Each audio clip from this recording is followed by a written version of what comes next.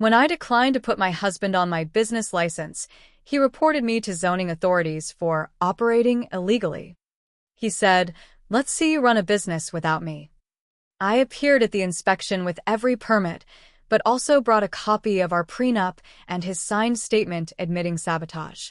When the officer read it out loud, I married Doug because I thought he was steady. Not flashy, not over-the-top romantic, but solid. He was 6 years older than me, owned his own home, had a good job in construction project management, and seemed to genuinely admire how hard I worked to build my interior design business from nothing. We lived in Sacramento near Midtown. When we first got together, I was still doing freelance gigs, designing cafes, staging homes, picking up odd jobs through referrals. Doug would brag about me to his buddies. Told people I was the talented one. Looking back, I think he liked the image of it more than the reality. He liked saying he was married to a small business owner, but not the part where I worked late, made decisions without him, or didn't need his help to succeed. Things shifted when I told him I was leasing a commercial space downtown. I'd saved for years, and I'd finally found a tiny storefront I could afford. I was excited, like on the verge of tears excited. I told him over dinner, expecting support. Instead, he asked, "So, you're gonna put my name on the paperwork, right?" That floored me. Why would I? I said, "This is my business, Doug. I've had it since before we met."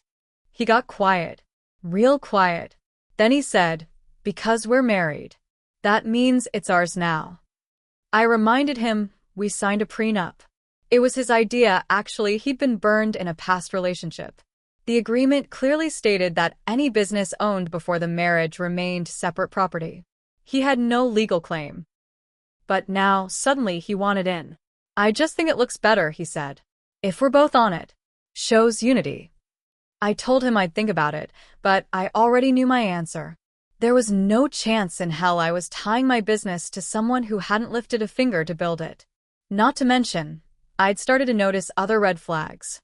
Little digs about how I dressed when I met with clients. Comments about how I should run things more like a man would. He'd get irritated if I came home too late from consultations. It was control disguised as concern. So I filed the business license in my name only. I didn't even tell him when I did it. I just signed the lease, updated the LLC, and got my new signage ordered.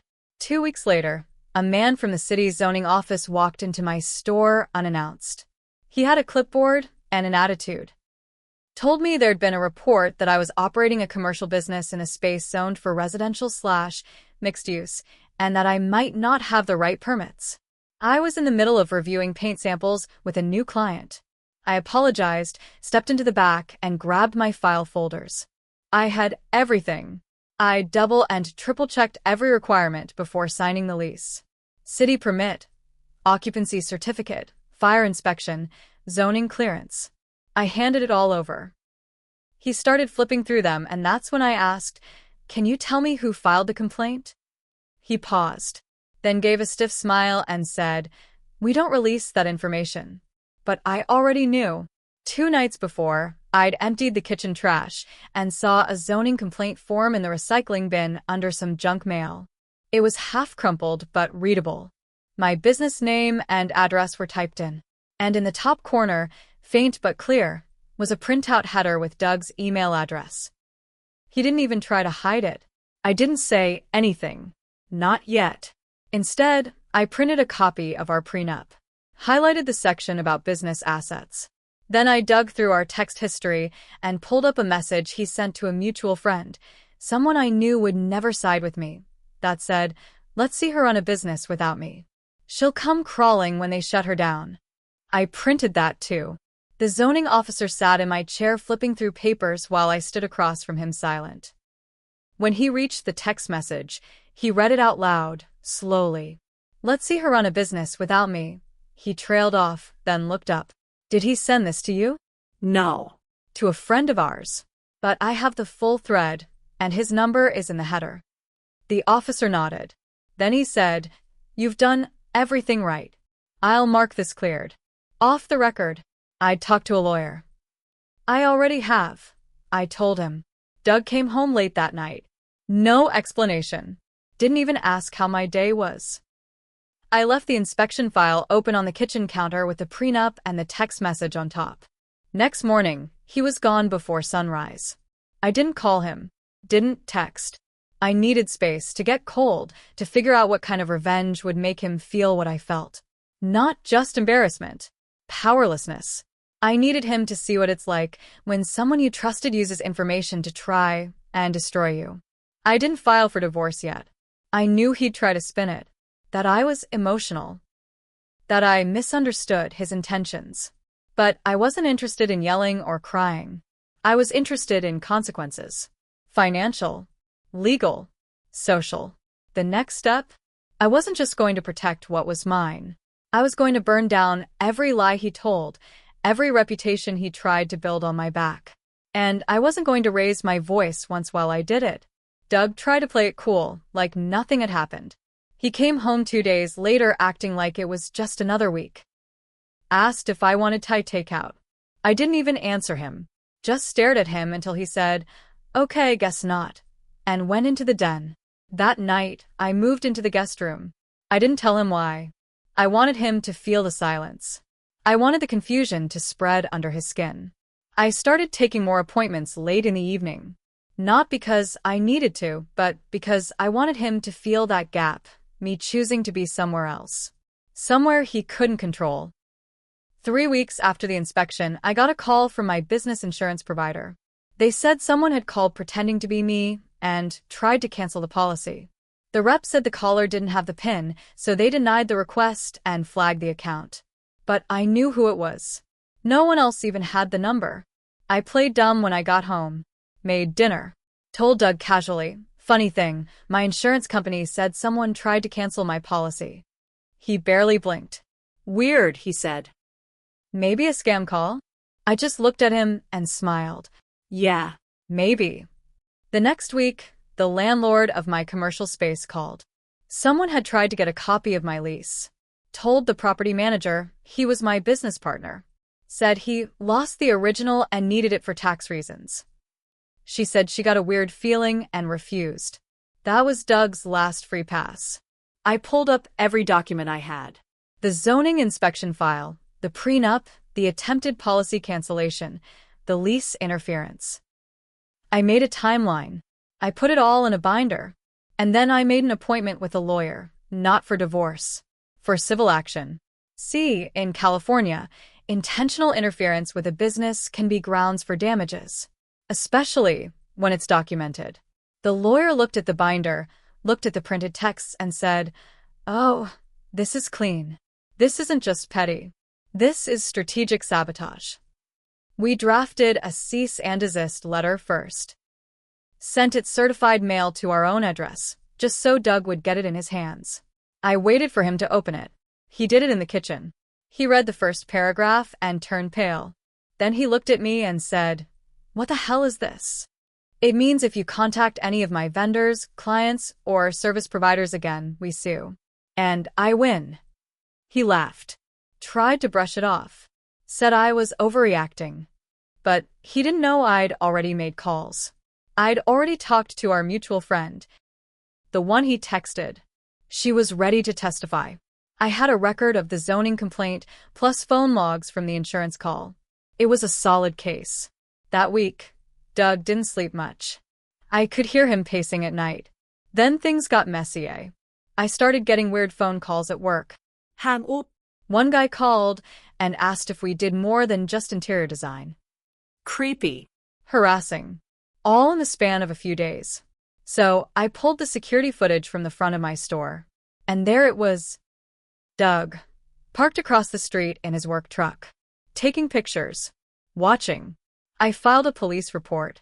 Nothing major. Just documentation. When I told him I had the footage, he said, "You really want to go to war with your own husband?" "No," I said. "But I will if I have to." And that's when his mask started to crack. He got desperate. Apologetic one day, angry the next. Begging, threatening, crying, denying. He even went to my mother, who lives in Roseville, and tried to get her to talk me down. She called me in tears, saying, "He said he just wants to fix things." I told her, "Mom, he tried to destroy my business." And her voice went cold. "Then you do what you need to do, honey." That was the moment I knew I wasn't crazy. That this wasn't just some marital spat. He was trying to ruin me, financially, professionally, emotionally. And he thought I'd let it slide, because we had history. He was about to learn that history means nothing when someone draws blood. After I filed the police report, Doug got quiet. Too quiet. For about a week, there were no new games, no calls, no unexpected visits to my storefront. He even started sleeping in the guest room without protest. I started to think maybe he'd finally realized he couldn't bully or manipulate his way into my business or my life. Then I got an email from a local blogger. She ran a small Sacramento-based lifestyle site, covered local businesses, events, and community tips. She asked if I'd like to respond to a story currently being researched regarding unethical design practices and misuse of business zoning laws. The tone was civil but pointed. My heart dropped. I called her immediately. She told me, off the record, that an anonymous source had contacted her with claims that I'd bribed a zoning officer, falsified insurance paperwork, and was under investigation. The tipster claimed to be a former business partner. Doug. I asked her if she had the source's email. She read it to me. It was a burner Gmail. But I recognized the phrasing, the overuse of industry jargon. It was Doug's voice in print. He had always liked sounding smarter than he was, using words he didn't quite understand. The reporter hadn't run anything yet. She said the story didn't check out. None of it was verifiable, and everything pointed back to one bitter man with an axe to grind. But it still shook me. He wasn't trying to get involved anymore. He was trying to destroy my name in public. So, I did something I hadn't planned to do yet. I called HR at his job. I didn't make accusations. I simply asked if I could verify that Doug was still employed there. The woman on the phone was polite but cautious. Can I ask why? She said.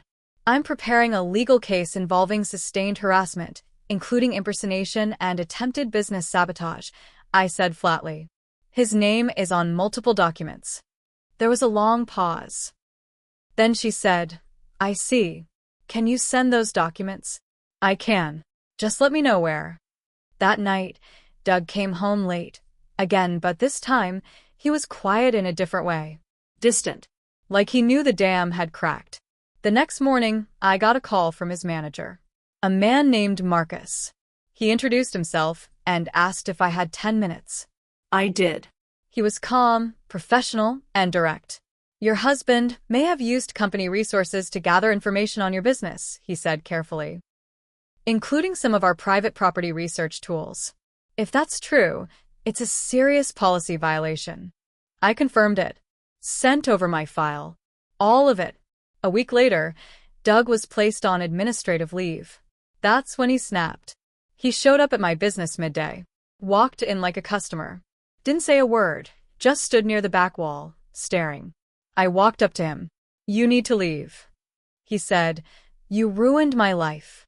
No, I said. You ruined your own life. I just documented it. He didn't move.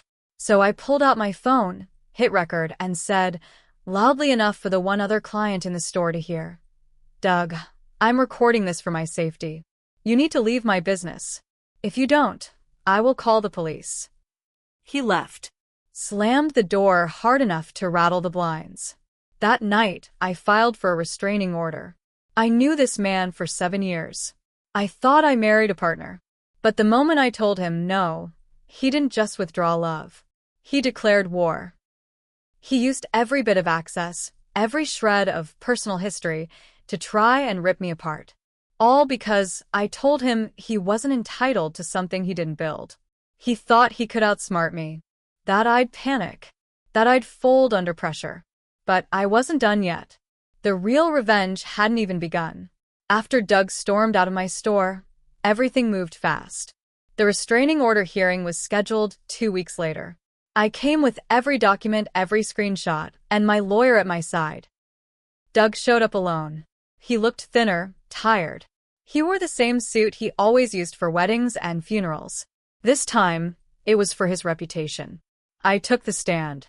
Told the judge how he filed a fake zoning complaint, how he tried to cancel my business insurance, contacted my landlord, attempted to spread false accusations to the media. I handed over emails, call logs, the surveillance footage of him sitting in his truck, watching me. My voice didn't shake. Not once. Doug tried to defend himself, said it was all a misunderstanding, that he was concerned about my permits and was just asking questions. But his text, the one to our mutual friend, was read aloud in court. Let's see her run a business without me. She'll come crawling when they shut her down. The judge granted a 1-year restraining order that day. The next blow came weeks later.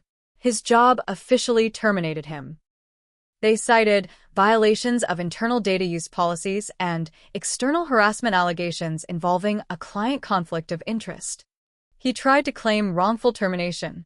They didn't even entertain it. He lost the job, the company car, and most of his professional network. People in Sacramento talk, especially in construction circles. He went from respected project manager to the guy who got fired for stalking his own wife's business. But I wasn't done. I filed a civil suit for intentional interference with economic advantage. The lawyer said we had a strong case, especially with the insurance call and zoning complaint. We weren't going for millions, just enough to sting. Doug's lawyer offered a settlement. It wasn't huge, but it was public record. I made sure every local business forum and interior design network I was part of knew exactly what happened. Not because I needed sympathy, but because I wanted to shut every door he might try to sneak through later. Then I filed for divorce. No drama. No confrontation. Just paperwork and silence. When it was final, I changed my business name. Not because I had to, but because I wanted a clean break. A new sign. A new brand. Same clients, same success. But mine, fully and completely. He called once after the restraining order expired. Left a voicemail. Said, I didn't think you'd actually go through with it. I never called him back. Here's what he didn't understand. I would have shared everything with him. The success, the growth, the late nights, and early wins. If he had just supported me. But instead, he tried to break me down until I needed him. And when that didn't work, he tried to burn it all down. He forgot one thing. This business was born before him, built without him, and would thrive long after him. And it has. He's gone. His name is mud in every room I once brought him into. And I didn't raise my voice once. That was the real revenge. And it was worth every minute.